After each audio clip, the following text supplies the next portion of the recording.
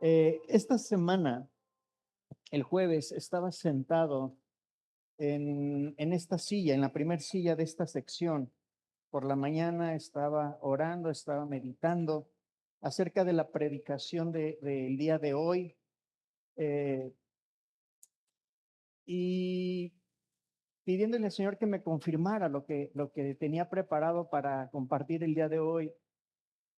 Y el Señor impresionó mi corazón, yo sentado en esa silla, y puso en mi corazón que te hablara de el valor de una silla, el valor de una silla. Tal vez tú no lo sabes, pero hace muchos años, hace 16 años, nos vimos en la necesidad de tener que comprar 20 sillas verdes de plástico de una tienda de autoservicio porque necesitábamos sillas para lo que era el nacimiento de Casa de Paz, 20 sillas. Luego tuvimos que comprar otras 20 sillas verdes. No sé cuántos recuerdan las sillas verdes. Levanten su mano. Aquí hay algunos de los que usaron aquellas sillas verdes. Luego tuvimos que comprar 20 sillas más para comprar 40. Luego teníamos que comprar más sillas verdes. Ya no había verdes, las tuvimos que comprar blancas. Luego por ahí una iglesia de la ciudad puso a la venta unas sillas rojas y cambiamos las sillas verdes y las blancas por unas sillas rojas, ya estaban usadas. Y luego cambiamos las sillas rojas por algunas de las sillas negras que ahora tenemos. Y bueno, el Señor nos ha ido dando esto, pero ¿qué le da? ¿Qué le da el valor a esas sillas que hemos venido comprando y con las que, en las que ahora tú estás sentado? Hubo un tiempo cuando el pueblo de Israel sale de Egipto, cuando el pueblo de Israel sale de Egipto, el Señor habla con Moisés. Y Dios le dice a Moisés que el pueblo se tiene que preparar. No sé si puedo hablar un poco más fuerte de manera que no se vise el micrófono, pero Dios le dice a Moisés que el pueblo de Israel se tiene que preparar porque Dios quiere manifestarse al pueblo de Dios. Dice, tienen que santificarse porque yo quiero hablar con mi pueblo. Yo los he liberado de Egipto, son mi pueblo, yo quiero hablarles a ellos, pero es necesario que ellos se santifiquen para que yo me pueda mostrar a ellos. Y entonces dice la palabra de Dios que por algunos días el pueblo de Israel se santificó, se purificó, porque Dios se iba a manifestar a ellos. Cuando el día llega en que Dios se tenía o se iba a manifestar al pueblo de Israel, dice la palabra de Dios que Dios los convoca al pie del monte y que en el monte empieza a haber relámpagos, empieza a haber truenos, empieza a haber fuego, porque Dios se empieza a manifestar al pueblo de Dios y el pueblo de Dios, en lugar de alegrarse porque Dios estaba manifestando, porque Dios quería hablar con ellos, les da temor y entonces le dicen a Moisés, Moisés, ve tú, porque si nosotros vamos capaz de que morimos. Sé tú quien habla entre Dios y nosotros. Y el pueblo de Israel decide en ese momento que ellos no querían tener una comunicación directa con Dios, cuando Dios sí quería tener una comunión y una comunicación directa con el pueblo de Israel. Y eligen o deciden que Moisés sea quien les represente delante de Dios. Sin embargo, ve conmigo a Éxodo capítulo 19, verso 6. Éxodo 19, verso 6.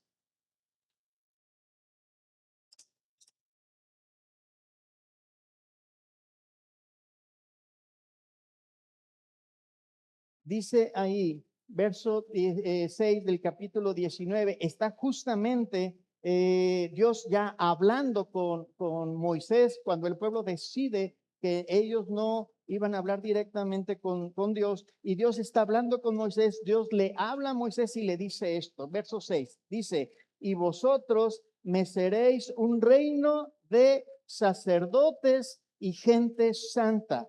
Estas son las palabras que dirás a los hijos de Israel. Ustedes serán un reino de sacerdotes y de una nación santa.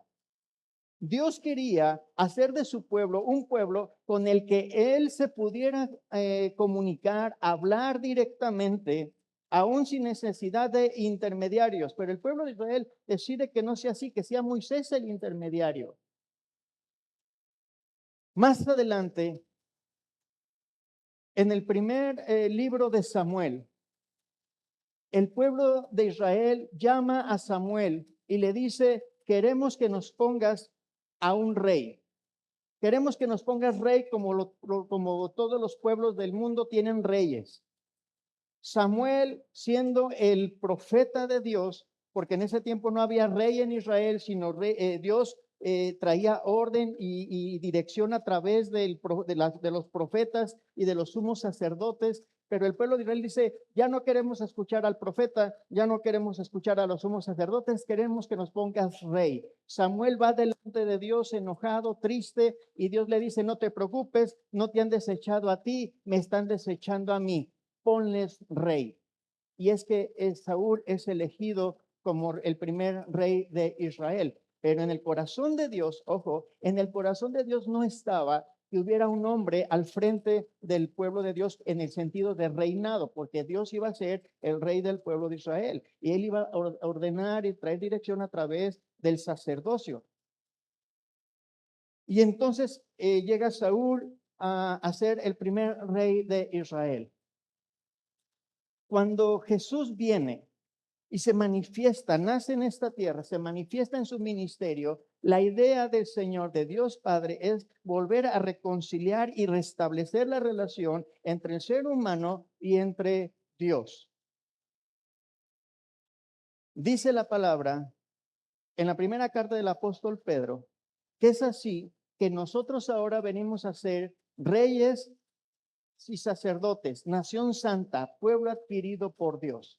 Tú eres nación santa, tú eres real sacerdocio, tú eres pueblo adquirido por Dios. Es decir, lo que había en el corazón, en el origen, en el corazón de Dios, en el origen de Dios relacionarse directamente con el pueblo, ahora se hace una realidad a través de la figura de Jesucristo y tú y yo venimos a ser real sacerdocio, nación santa, pueblo adquirido por Dios. Ve conmigo, por favor, rápidamente, a primera carta a los Corintios. Primera carta a los Corintios.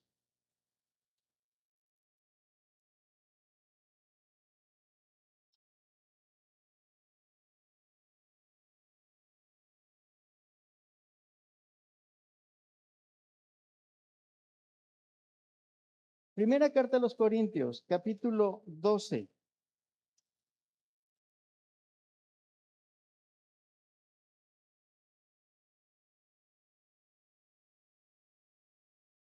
Y vamos a leer, por favor, el verso 13.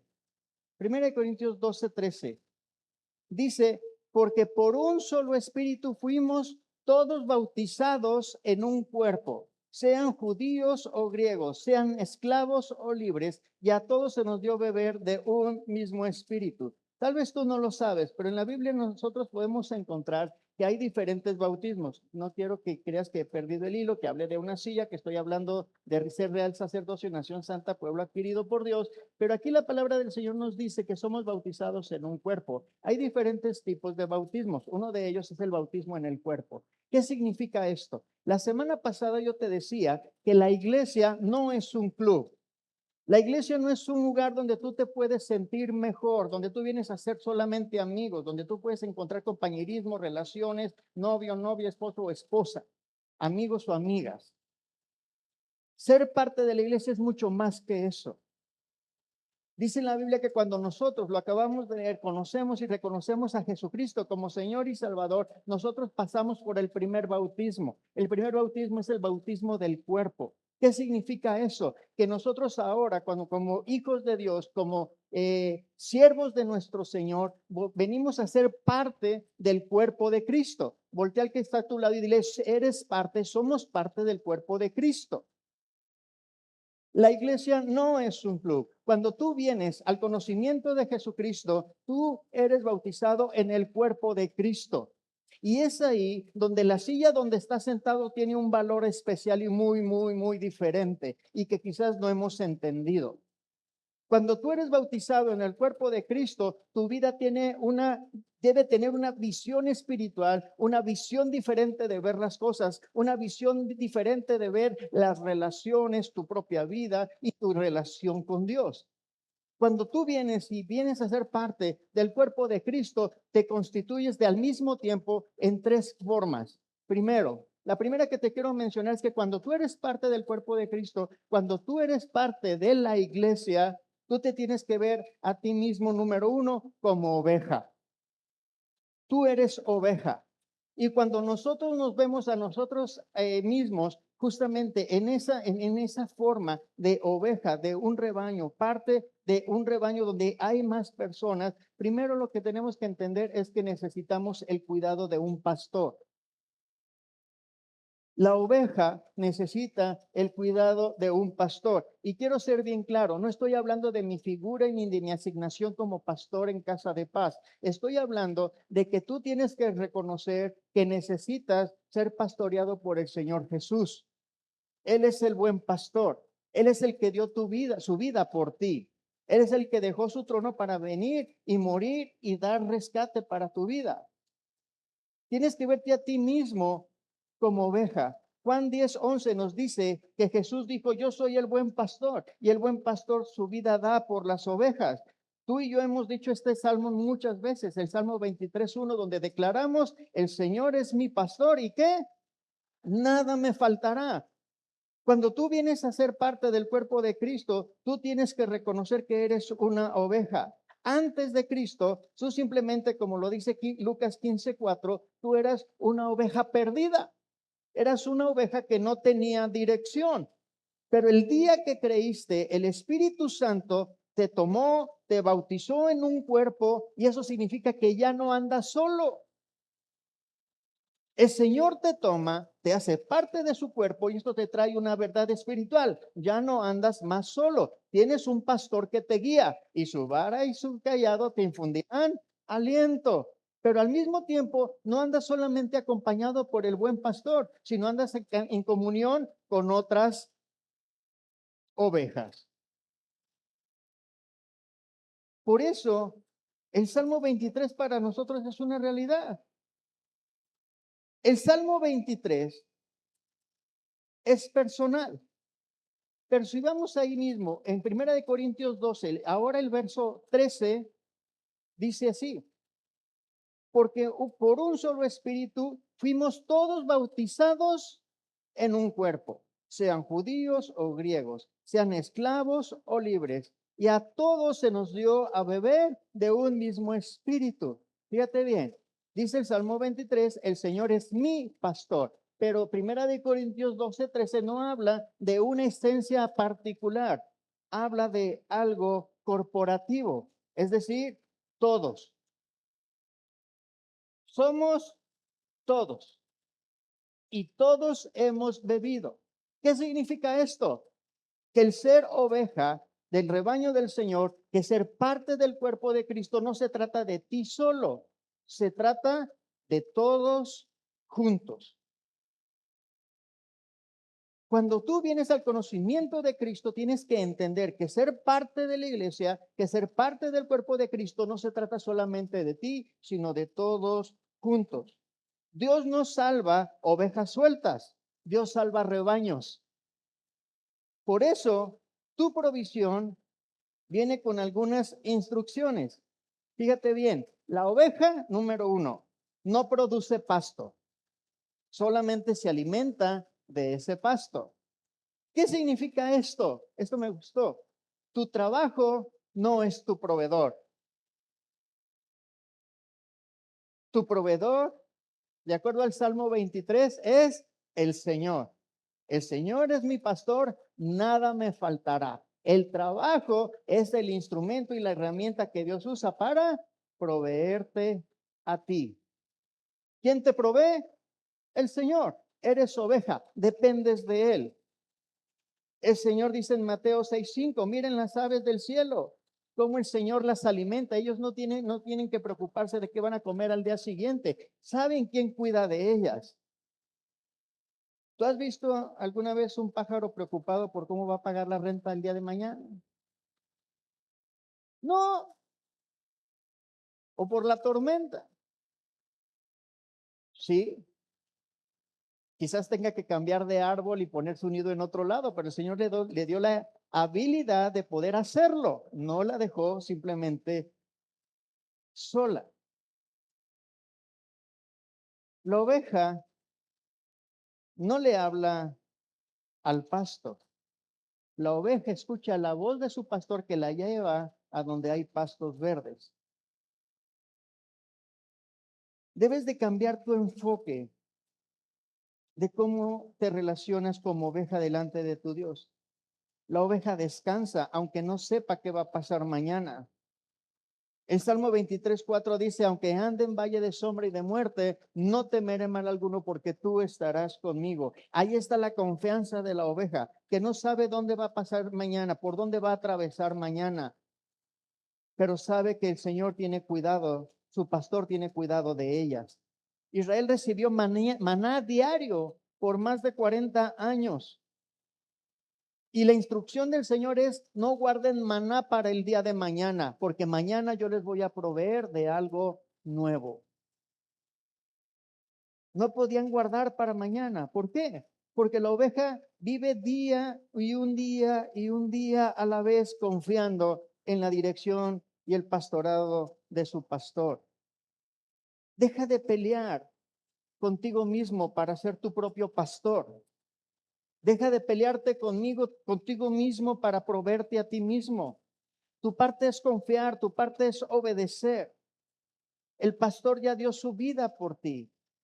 ¿Por qué dudas de que Él te va a dar lo que necesitas para el día de hoy?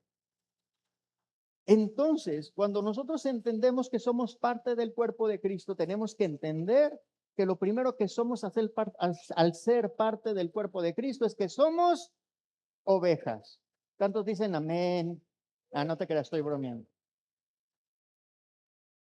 Tenemos que vernos a nosotros mismos en el cuerpo de Cristo como ovejas que no podemos caminar solos y que necesitamos a nuestro pastor.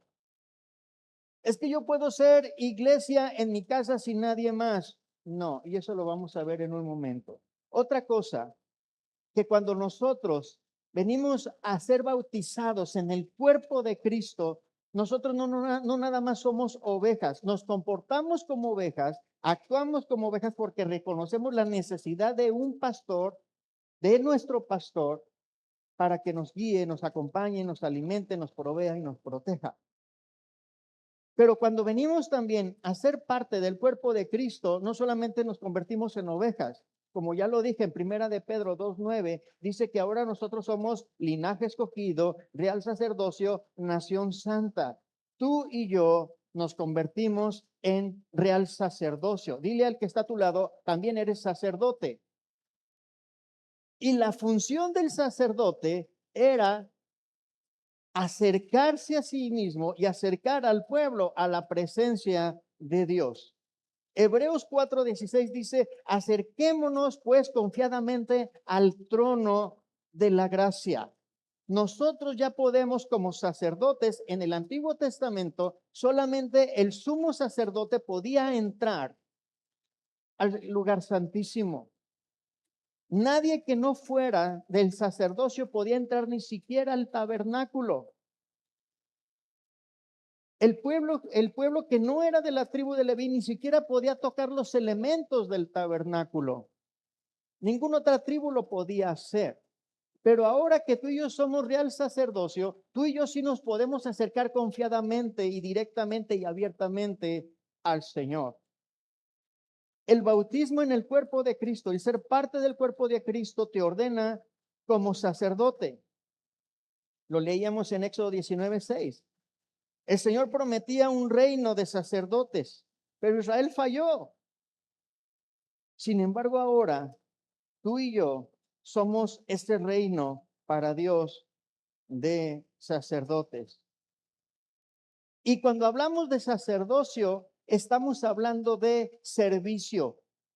Estamos hablando de mayordomía, porque lo que el sacerdote hacía era servir en el lugar santo, en el tabernáculo y en el lugar santísimo. El Señor te bautizó para ser parte del cuerpo de Cristo, de la iglesia, para servir. Y fíjate bien lo que voy a decir. No necesitas que el pastor de la iglesia local te imponga manos para orar por tu hermano de la iglesia. No necesitas que el pastor te mande un WhatsApp que te diga, hermano, te pido oración por los jóvenes de la iglesia. Hermano, necesito que me ayudes en oración por las mujeres o por los niños de la iglesia.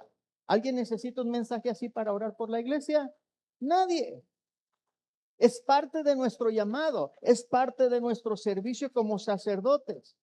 Presentar a nuestro pueblo, del pueblo del que somos parte, delante del Señor. Eres sacerdote solamente porque ya fuiste bautizado en el cuerpo de Cristo, no por un título que te da el pastor. Ya lo eres. Ahora lo que tenemos que hacer es ejercer ese sacerdocio para nosotros mismos, para nuestra familia y dentro de la iglesia. Romanos 12:1, ve conmigo. Un poquito más atrás. Romanos 12:1. Así que, hermanos, os ruego por las misericordias de Dios que presentéis vuestros cuerpos en sacrificio vivo, santo, agradable a Dios, que es vuestro culto racional. Me parece interesante que el sacerdote que servía, fíjate bien, el sacerdote que servía en el tabernáculo, el primer sacrificio que ofrecía era el de una oveja. O sea, es decir, el sacerdote lo primero que sacrificaba era la oveja.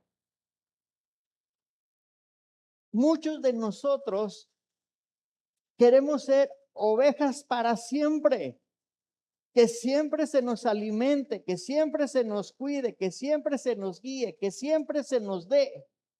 Pero el sacerdote lo primero que hacía era sacrificar la oveja. Entonces, para que tú te puedas convertir en sacerdote, también tienes que mentalizarte que en algún momento tienes que empezar a ejercer sacerdocio, morir a tu función de siempre necesito a que alguien esté conmigo.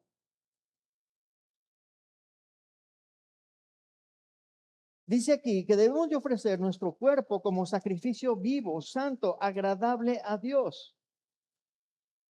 Tú eres sacerdote del Señor, no en la iglesia, no en el templo solamente. Es decir, donde trabajas, tú eres sacerdote. Por lo tanto, eres llamado a trabajar con excelencia, a servir con excelencia. Donde estudias, tú eres sacerdote. Tienes que estudiar y presentarte frente a tus compañeros y frente a tus maestros con excelencia. Como dice aquí, como sacrificio vivo, santo y agradable a Dios. Tu sacrificio vivo, santo y agradable a Dios no se refiere solamente al culto el domingo, sino se refiere a que en tu trabajo, en tu escuela, en tu vecindario, en tu comunidad, cuando vas al mercado, tú tienes que ofrecerte delante del Señor y delante de los demás como un sacrificio vivo, santo y que le agrade a Él. Pero a veces pensamos que esto solamente aplica los domingos por la mañana.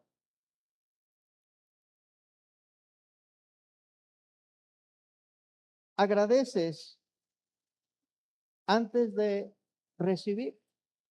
Eres de los que le da gracias a Dios cuando pides, pero todavía no recibes, le das las gracias por lo que ya le pediste. O eres de los que si no has recibido empiezas a quejarte en lugar de agradecer. Un sacerdote ofrece sacrificios espirituales. Ve conmigo a Hebreos 13:16. Hebreos 13:16.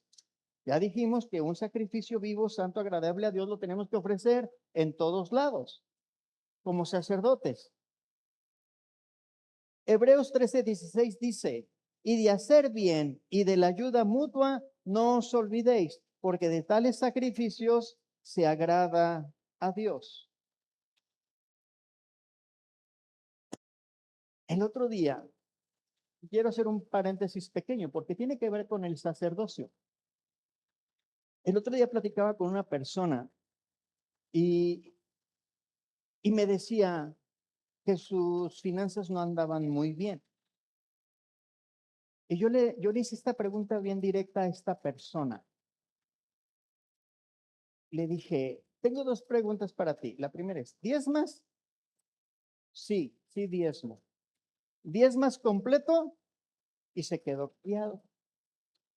Quiero enseñarte rápidamente algo que a lo mejor no he enseñado muy regularmente. En Casa de Paz hemos entendido que hay diferentes formas de dar al Señor respecto a nuestros bienes. Una de ellas es a través de los diezmos y otra es a través de las ofrendas, que son cosas diferentes. ¿Qué es la ofrenda? La ofrenda es aquel recurso económico o aquel recurso en especie que nosotros decidimos dar voluntariamente con un corazón agradecido delante del Señor, ¿sí? Para el sustento de la obra. Quiero recordarte, porque hace tiempo que no lo decimos, que en la entrada tenemos dos canastas donde hemos invitado a la iglesia a que traigamos algo que compremos de despensa especial para ponerlo en la despensa, para que luego las despensas podamos darlos a familias necesitadas. Y esa es una forma de ofrendar. Otra forma es cuando en los servicios venimos y entregamos nuestra ofrenda económica aquí en los ofrenderos, pero también está el diezmo.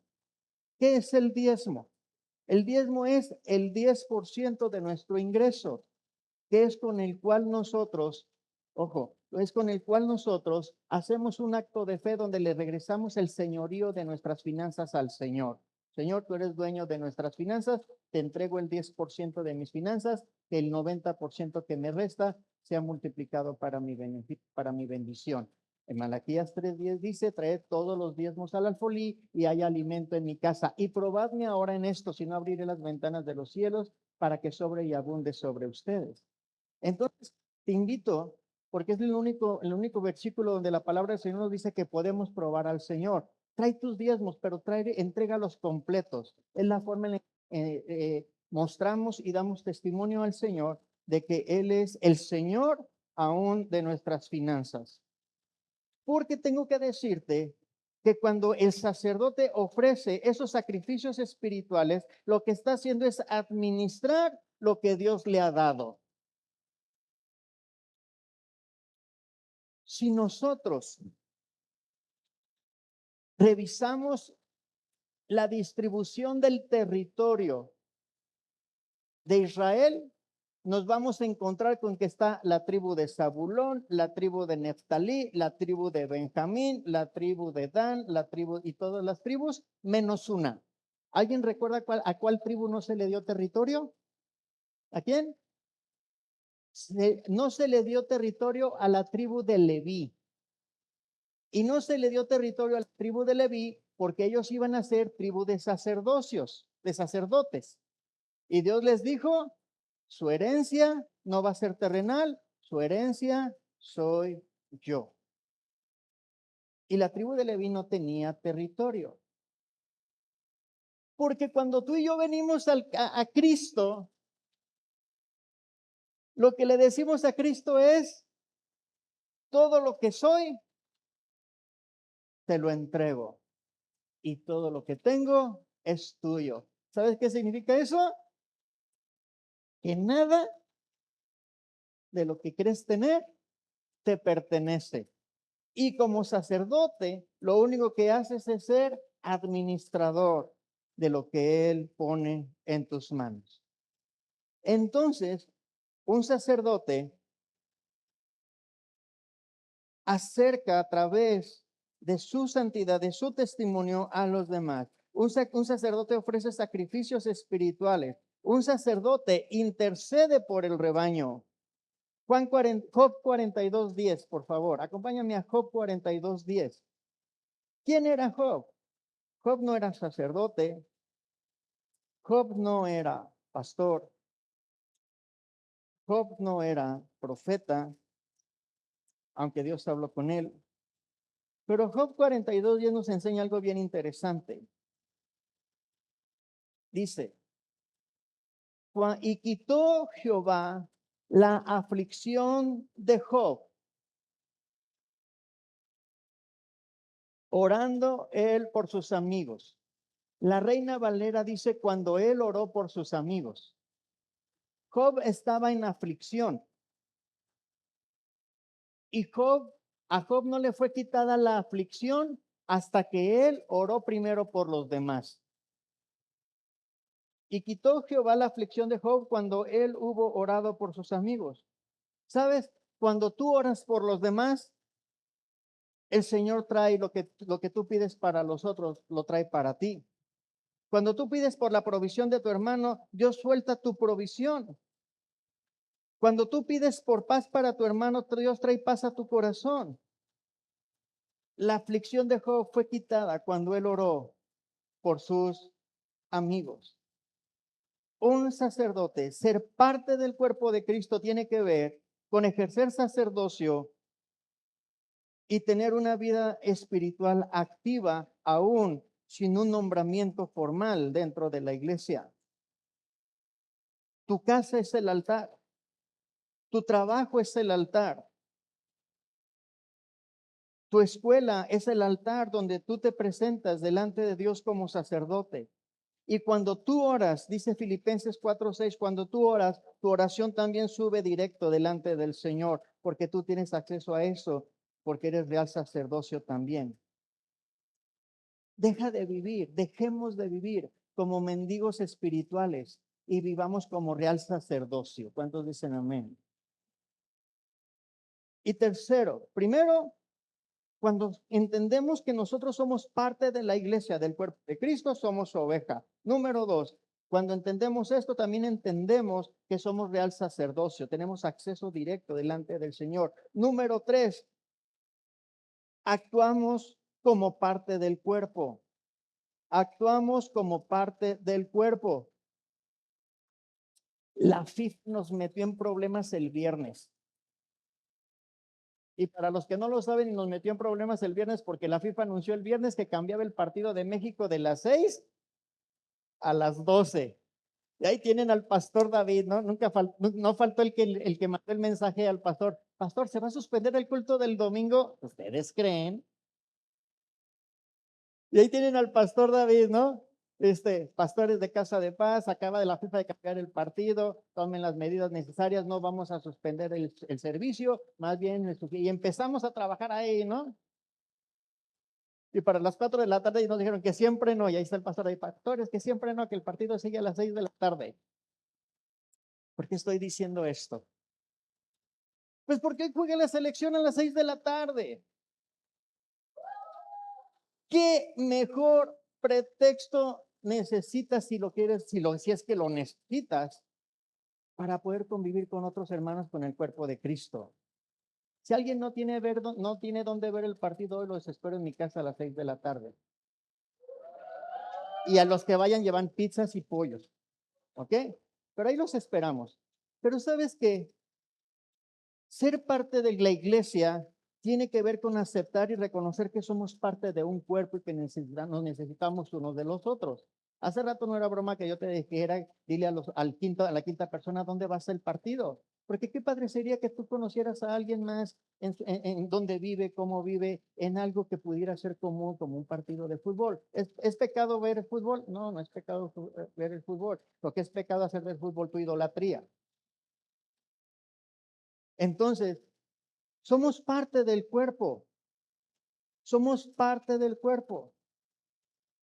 Nosotros, cuando estoy hablando de la despensa, cuando estoy hablando de dar, es porque ser parte del cuerpo de Cristo es que entendemos que la provisión de parte de Dios fluye en red.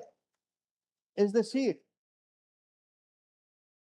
lo que Dios está haciendo conmigo y lo que Dios hace por mí, también le afecta a mi hermano que es parte del mismo cuerpo. Por eso dice la Biblia, llora con el que llora, alégrate con el que se alegra, porque somos parte del mismo cuerpo.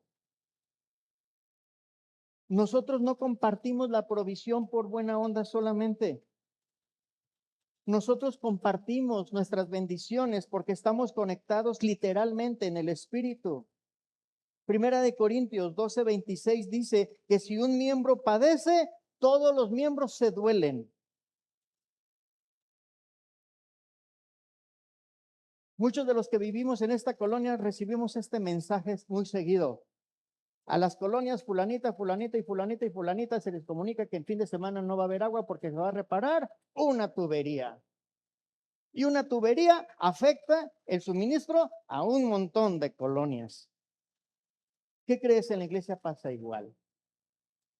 Porque estamos conectados como un cuerpo que somos. Como un cuerpo que somos. Un coágulo en la vena puede matar todo el cuerpo si llega al corazón o se obstruye una arteria. Un solo coágulo. Entonces no compartimos provisión por buena onda, no nos relacionamos solamente por buena onda, no tenemos una cafetería porque queremos que haya más recursos para la iglesia, no, queremos un pretexto para poder relacionarnos y comunicarnos y convivir unos con los otros. Estamos conectados literalmente. Cuando un hermano no tiene, es porque hay una arteria tapada en el cuerpo. El bautismo en el cuerpo nos hizo familia. Y Dios usa tus manos para alimentar a personas que tienen necesidad. Dios puede usarte a ti para alimentar a otra oveja. ¿Cuántos de aquí hemos pasado tiempos malos? Todos. ¿A cuántos se nos ha atorado la carreta? A todos. Pero estamos en un cuerpo donde gracias a Dios velamos y vemos los unos por los otros. Tu bendición puede estar en la obediencia de otro sacerdote y la bendición de otro puede estar en tu obediencia. El cuerpo maduro se autoedifica en amor, dice Efesios 4:16. ¿Sabes? El pastor no puede saber todas tus necesidades. El pastor no puede visitar a todos. El pastor no puede dar todo de su bolsa a todos. Pero el cuerpo sí. Si tú detectas la necesidad de tu hermano porque cenan juntos, porque vieron el partido juntos, entonces tú puedes activar tu sacerdocio siendo de bendición para otra parte del cuerpo de Cristo. Tú discipulas, tú enseñas, tú oras por otros, tú das a otros. Y eso es el cuerpo en acción. El cuerpo provee para todo el cuerpo. Pero eso no funciona si todo el cuerpo no se activa. Otra vez, el cuerpo provee para todo el cuerpo. Pero eso no funciona si todo el cuerpo no se activa. Efesios 4:16 se cumplió. Todo el cuerpo recibe crecimiento. La provisión da vuelta y regresa. La oveja débil es responsabilidad de todo el reino de sacerdotes como el cuerpo de Cristo que conformamos todos juntos. En algún momento el Señor le reclamó al pueblo de Israel en Ezequiel y le dice, ustedes no levantaron los brazos de los débiles.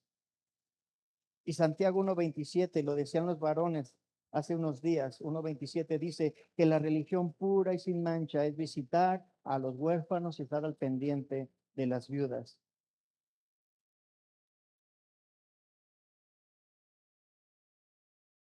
La iglesia no es un club.